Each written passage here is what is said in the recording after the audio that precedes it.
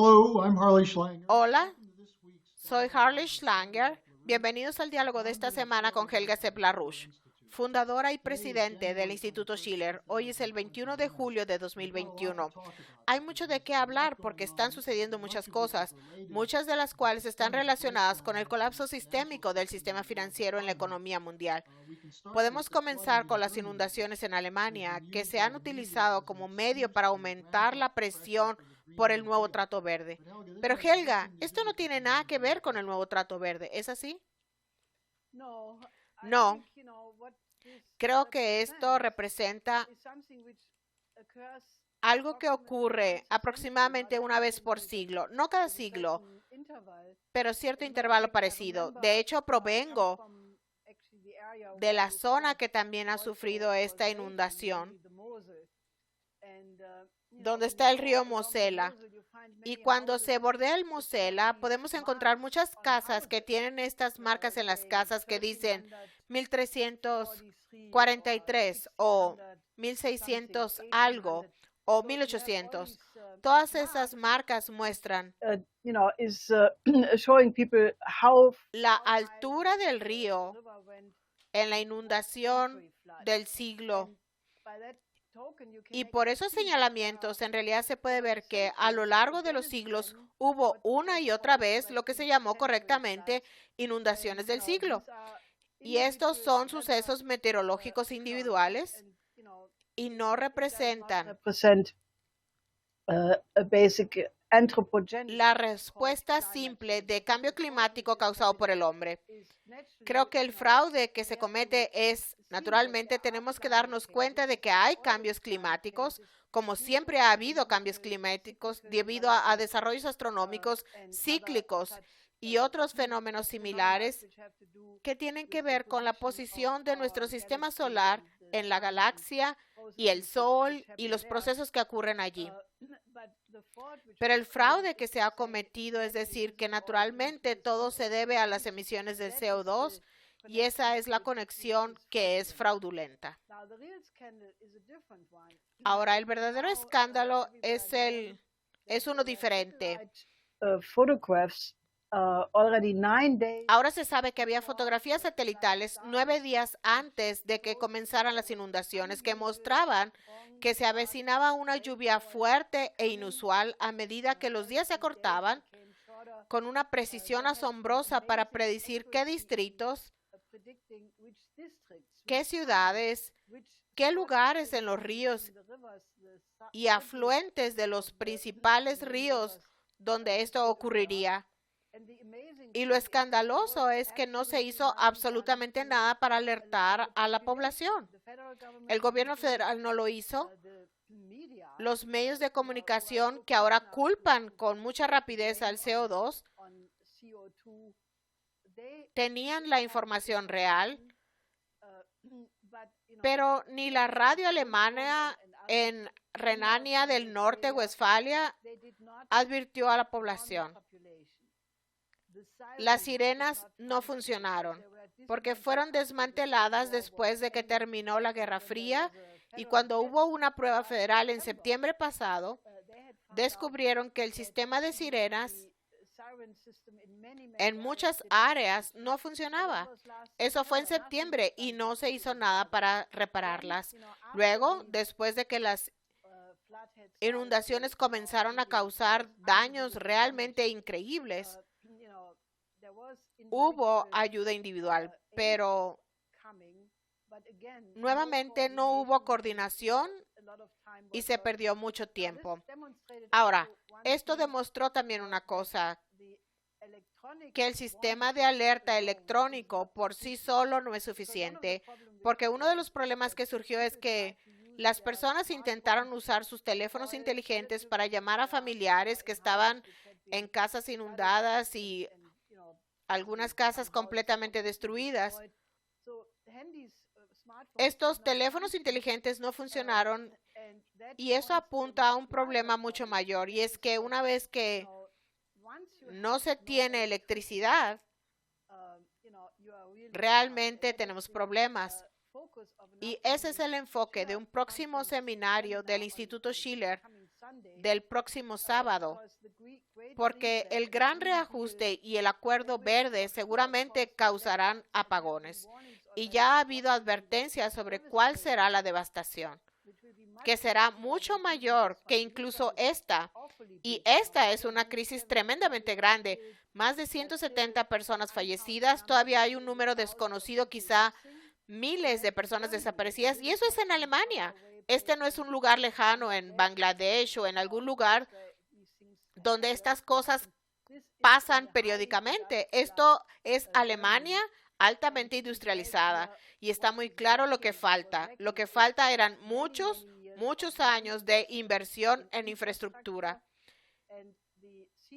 Y el candidato a canciller de la CDU, Armin Laschet, dijo algo razonable. Dijo, ahora tenemos que construir presas, cortinas de contención, embalses, y eso es exactamente lo que no había. Este es un territorio difícil porque algunos de estos pequeños afluentes están en valles donde la piedra es impermeable.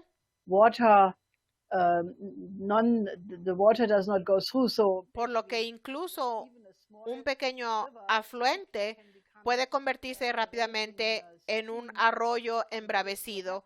Y eso es lo que sucedió. Pero no había protecciones ni infraestructura para sacar el agua a los embalses o reducir la presión. Así que ahora todo esto tiene que regresar a la agenda y tiene que haber un gigantesco programa de inversión de infraestructura en Alemania, porque hemos tenido todos estos casos de colapso de puentes. Solo alrededor de Wiesbaden en los últimos años, 3 puentes han colapsado. Y esa es solo la punta del iceberg, pues muchos puentes en Alemania se encuentran en una condición desolada.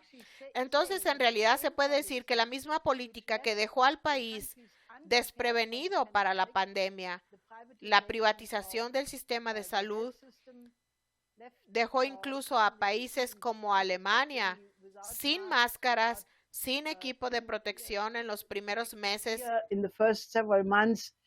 de la pandemia. La privatización fue la causa de por qué los países no estaban preparados. En el caso del colapso de la infraestructura es lo mismo. El cero negro del entonces ministro de Finanzas Wolfgang Schäuble, la no inversión en infraestructura es la culpable y eso debe eliminarse, revertirse. Hay muchas lecciones que aprender, pero creo que la más importante es qué sucede si se corta la electricidad.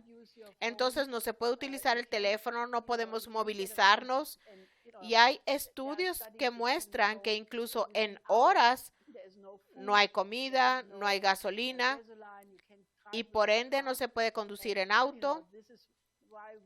Y por eso nos estamos movilizando contra el gran reajuste y el trato verde, porque no funcionan. Destruirán completamente a las naciones como naciones industriales. Entonces, si están interesados en este tema, deberían inscribirse para el evento del 24 de julio, el sábado, donde tendremos científicos muy famosos de muchos países, de Europa, de Estados Unidos, que hablarán sobre esta cuestión. Lo que también demostrará el hecho de que no hay consenso entre los científicos de que el trato verde es la máxima sabiduría, como lo venden los medios de comunicación. No es cierto.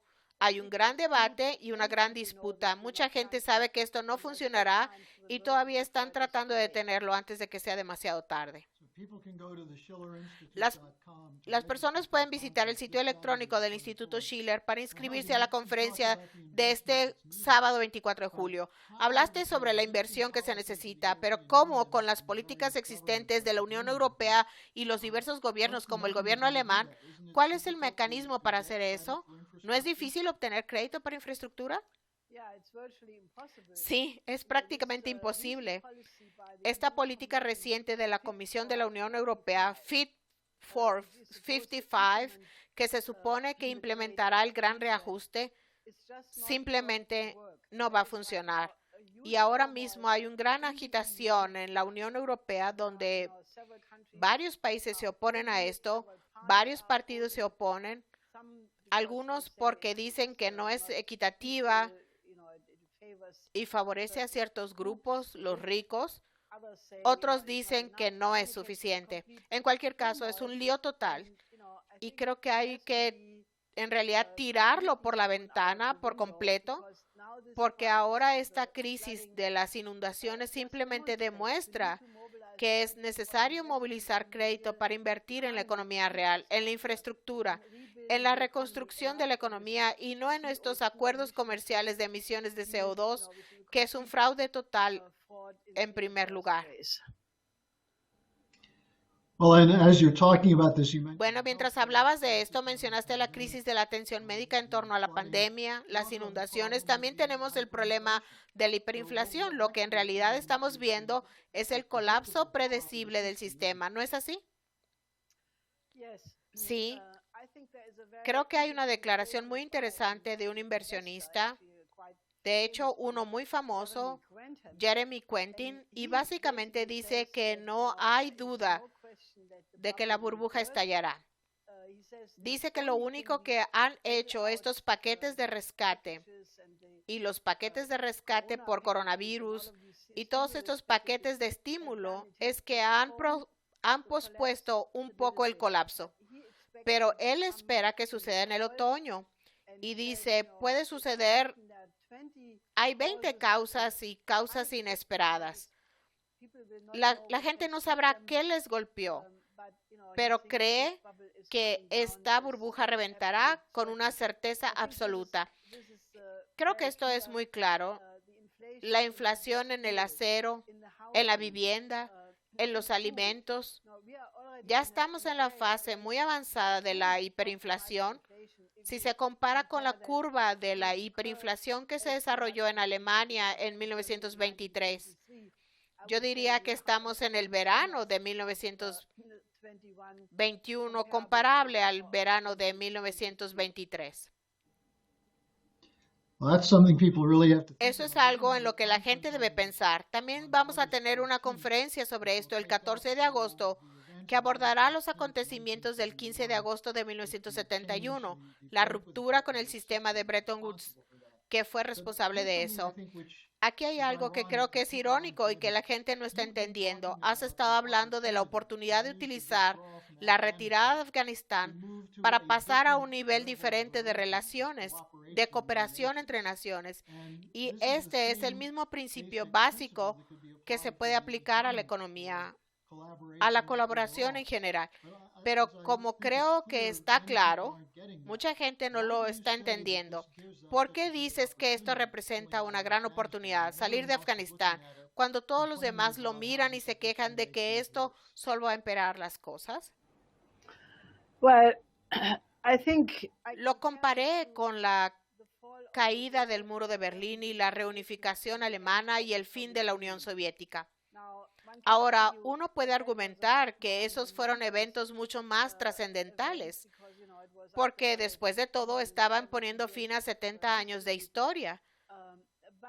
Pero en cierto sentido, es diferente en escala tal vez, pero no en términos de calidad esencial, porque el fin del sistema soviético fue el fin de una fase histórica, el fin de un sistema.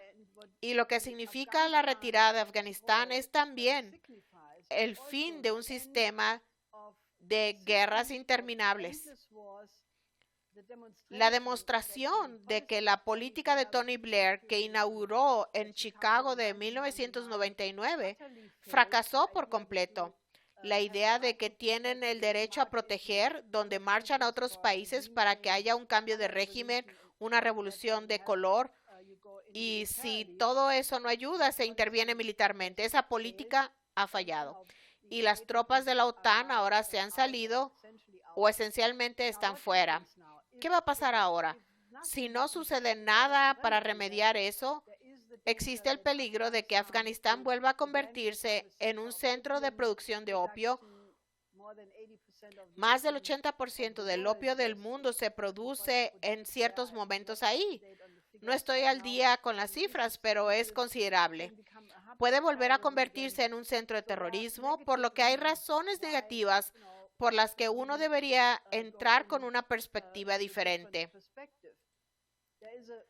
Hay una razón mucho mejor, y es lo que ya están haciendo los países vecinos de Afganistán, porque en la última semana hubo varias conferencias de ministros de Relaciones Exteriores de la Organización de Cooperación de Shanghái y los países vecinos de Asia Central en Dushanbe, Asian countries in Dushanbe, including incluidos representantes de India, de China, de Estados Unidos, y hubo un acuerdo general de que la única forma de estabilizar esa región es a través del desarrollo económico.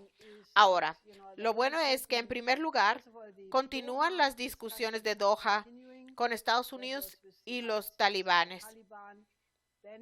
Luego hubo declaraciones tanto de los talibanes como del lado de los chinos de que no quieren crear relaciones hostiles, pero que Afganistán debe ser una parte integral de la iniciativa de la Franja y la Ruta, la nueva ruta de la seda, y obviamente hay mucha actividad económica de este tipo con el corredor económico China-Pakistán, que ahora es posible extenderlo a través de Kabul hacia Asia Central y de esa manera integrar esa región a través de la infraestructura.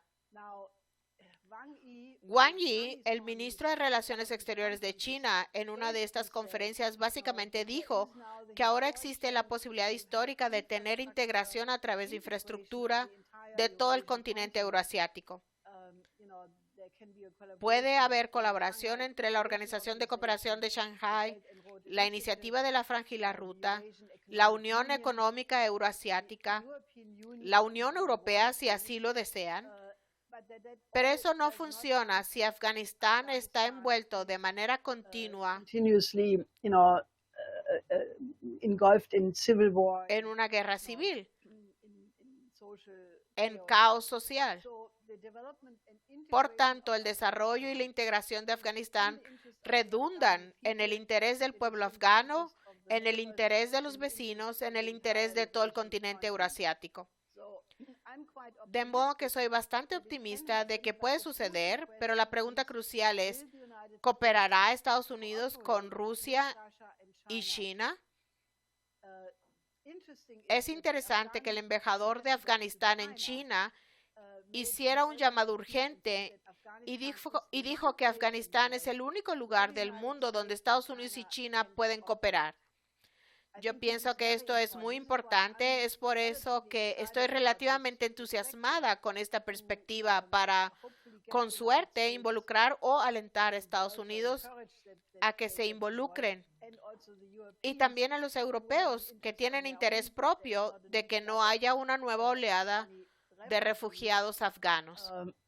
So, because it's also Porque también está claro, overall the en general, que esa situación estratégica es muy tensa. Los británicos, por ejemplo, suelen decir que quieren retirarse de todos los teatros regionales que luchan contra el terrorismo y lo llaman guerras de pequeña escala para concentrarse en la grande, que es la contención de China en el Indo-Pacífico. Esta es también la política de la OTAN.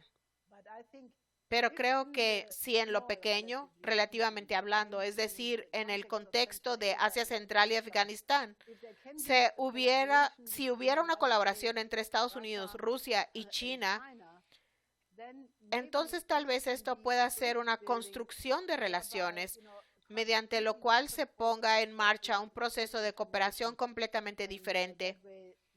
Y de esa manera podamos detener paso a paso la confrontación más grande y reemplazarse por la cooperación.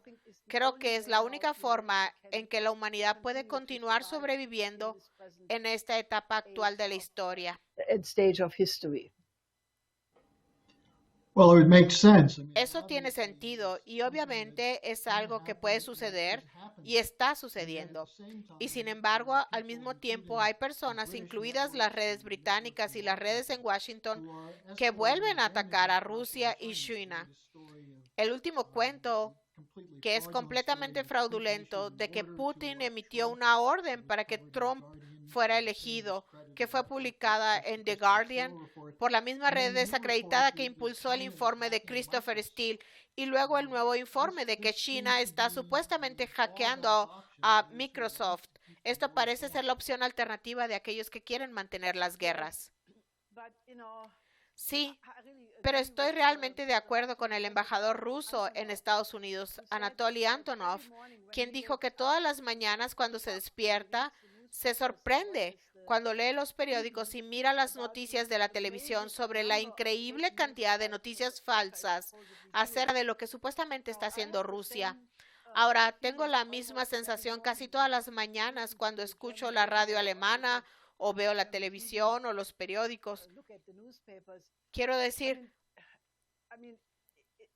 ahora mismo hay una campaña contra Rusia, contra China, que está llena de veneno, llena de mentiras. Sucede que conozco bastante a estos dos países. No estoy diciendo que sea una experta, pero tengo algo de conocimiento. He estado en ambos lugares, he tenido discusiones con fuerzas políticas muy importantes, he seguido su historia, así que no ignoro lo que está sucediendo en Rusia y China. Y puedo decirles que la mayor parte de lo que se dice es solo una mezcla de propaganda total de preguerra. Pre-war propaganda that can be Puede haber. Lo que intentan es crear una imagen de un enemigo y retratar al enemigo tan malvado como engañoso, como tortuoso. Bueno, entonces eso es lo que en la historia siempre se hizo como preparación para la guerra. Entonces lo que me asusta no es Rusia y China, lo que me asusta es que nuestros medios de comunicación en el disque Occidente democrático hayan recurrido a un grado de mentiras que es asombroso. Y luego, por otro lado, acusan a estos países de ser dictaduras autocráticas. Pero nuestra propia experiencia es que en Occidente, si se desvían un poco de la versión permitida en cualquier cosa, sea sobre el cambio climático, sea sobre la condición del sistema financiero, sea sobre casi cualquier tema, entonces serás inmediatamente atacado. Si se tiene mala suerte, te atacarán de ser antisemita. Si eres realmente malo, entonces te ignorarán por completo y te colocarán en lo que alguna vez llamó la profesora Elizabeth Noel Neumann de Alemania, en la espiral del silencio. Te castigarán con el silencio. Entonces, aunque puedas hacer la cosa más escandalosa o decir lo más importante, simplemente te ignorarán. Entonces, en realidad, la gente tiene que entender que los medios ya no son agencias de información que buscan la verdad o que dicen la verdad, sino que son parte de lo que Ray McGovern llama el MISIMAT, el complejo militar industrial del Congreso, de agencias de inteligencia, medios, academia y think tanks. Y es cierto, son más una parte de la comunidad de inteligencia que de los medios de comunicación. Y eso hay que tenerlo en cuenta.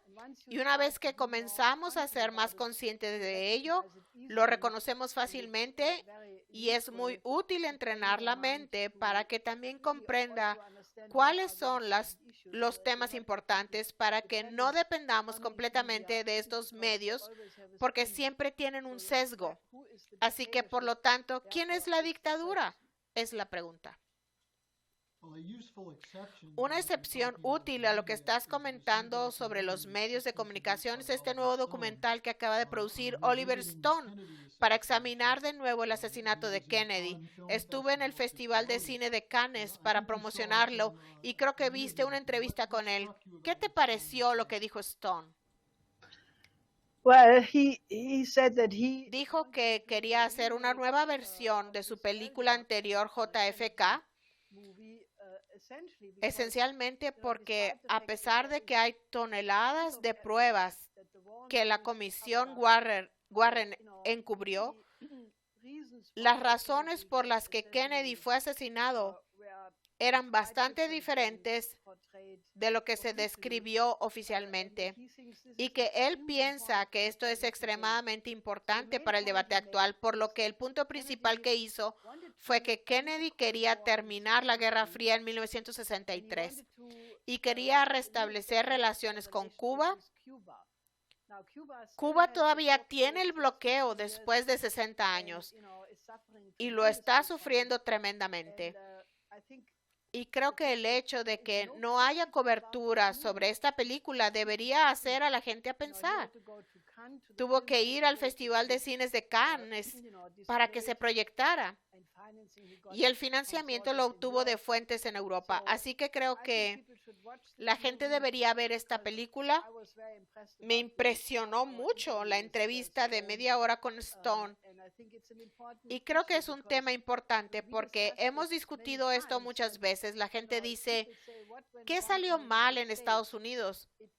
Es el cambio de paradigma que ocurrió con el asesinato de Kennedy, el encubrimiento a través de la Comisión Warren, y cuando se cumplió el 50 aniversario de la muerte de Kennedy, hace unos años tuvimos un hermoso homenaje en su nombre en la Catedral de Boston, donde nosotros mismos interpretamos el Requiem de Mozart.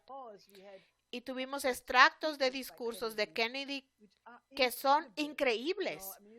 Pueden ir a nuestra página y aún encontrar este concierto y verlo. JFK era tan optimista, dijo cosas como: cuando el hombre recurre a la ciencia y la tecnología, no hay límites para lo que puede lograr. O habló sobre la necesidad de desarrollar los países en desarrollo y superar la pobreza. Todas las cosas hermosas que son lo contrario a los axiomas de pensamiento de la mayoría de los políticos de hoy. Que creo que cuando se regresa a este periodo de Kennedy, realmente se puede ver cómo el paradigma ha empeorado. Así que es algo con lo que se debe volver a conectar y por lo tanto creo que esta película es de gran valor. Y al mencionar el cambio de paradigma, probablemente la figura más importante para identificarlo ha sido tu difunto esposo, Lyndon LaRouche, quien señaló repetidamente eso como un punto de inflexión, tanto para el llamado movimiento ambientalista como el movimiento malthusiano, el cambio de régimen, la política de guerra y todo el cambio en la economía. Y vamos a tener la conferencia del 14 de agosto que analizará lo que Lyndon LaRouche había dicho antes de la decisión de Nixon de poner fin al sistema de Bretton Woods y luego también el pronóstico de Lynn. Creo que esta es una oportunidad importante como parte de la serie de eventos que estamos teniendo para que la gente entienda cómo llegamos a esta situación. Sí, creo que si la gente hubiera escuchado a Lyndon LaRouche cuando pronosticó cuál sería el efecto del abandono del viejo sistema de Bretton Woods por parte de Nixon, dijo: si uno continúa por ese camino del monetarismo, de la desregulación de los mercados, eso conducirá al peligro de una nueva depresión, un nuevo fascismo y una guerra mundial. O tendremos un sistema completamente nuevo, un nuevo orden económico mundial. No fue una profecía, era ciencia, era el método de pronóstico que LaRouche desarrolló de manera única. Y creo que esta es una ocasión en la que la gente debería reflexionar sobre el hecho de cómo alguien podría prever con tanta precisión, y lo hizo continuamente desde entonces, decir cuáles serían las consecuencias de estas políticas, lo que deja en vergüenza por completo a la mayoría de los economistas modernos, que yo recuerdo hicieron muchas evaluaciones erróneas, como en el 2007 hubo todos estos pronósticos que decían que ahora las crisis han terminado para siempre, solo había que invertir en la bolsa de valores para convertirse en millonario. Quiero decir, existe una ciencia económica. De hecho, mi difunto esposo insistió en que la ciencia de la economía física es el padre o la madre o la reina o el rey de todas las ciencias, porque se refiere a la supervivencia a largo plazo de la humanidad y por lo tanto es la disciplina más importante de todas. Lo que queremos hacer es escuchar a personas importantes de todo el mundo que conocieron a mi esposo. Muchos de ellos ya no están vivos, pero algunos todavía están vivos. Pero también animar a los jóvenes, estudiantes, profesores, a mirar a la ciencia de la economía física tal y como lo desarrolló Lyndon LaRouche. Porque estoy completamente convencida de que ese método de pensamiento es la precondición para poder resolver el problema de la crisis económica de hoy. Por lo tanto, deben estar atentos a esta serie de eventos, el evento científico de por qué el gran reajuste y el nuevo trato no funcionan, la necesidad de reconstruir Afganistán con un paradigma completamente diferente y la economía física de Lyndon LaRouche. Este es en realidad un arco de desarrollo en el que intentamos mostrarle a la gente que hay una forma completamente diferente de ver las cosas. Así que deberían participar y ayudarnos a organizar los eventos. Y el primero de ellos es este sábado 24 de julio. No hay emergencia climática. Vayan al sitio electrónico del Instituto Schiller y regístrense. Será en línea y es algo a lo que no solo deben registrarse ustedes mismos, sino a todas las personas con las que hablen políticamente para que se conviertan en parte de esto. Helga, ¿algo más que quieras agregar? No, lo que creo es que deberían ser miembros activos. No se queden pasivos sin hacer nada. Este es un momento emocionante de la historia, así que únanse a nosotros y hagan el bien en el mundo. Buen consejo. Nos vemos la semana que viene, Helga. Hasta la semana que viene.